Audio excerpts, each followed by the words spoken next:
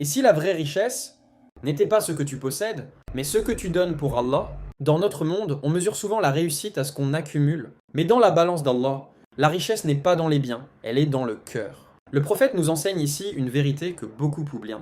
Dépenser pour Allah ne te diminue pas, c'est ce qui te purifie, te protège et t'élève. Le hadith dit: Ô fils d'Adam, si tu dépenses ce qui excède tes besoins, cela te sera meilleur. Et si tu le gardes, cela te sera un mal.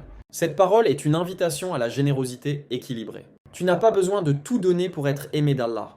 Mais ne garde pas ce que tu n'utiliseras jamais, car cela pourrait te nuire spirituellement. Le croyant comprend que tout ce qu'il possède est un dépôt.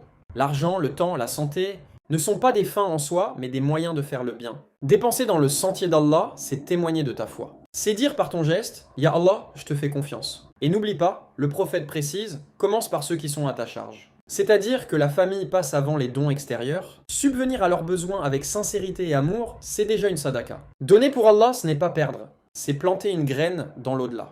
Le croyant ne cherche pas la reconnaissance des gens, il cherche la satisfaction d'Allah et la paix du cœur. Ce que tu donnes reste pour toi. Ce que tu gardes reste ici-bas. Vérité et dunya, nos bonnes actions voyageront avec nous, le reste restera ici. Si tu as aimé la vidéo, like, partage et abonne-toi.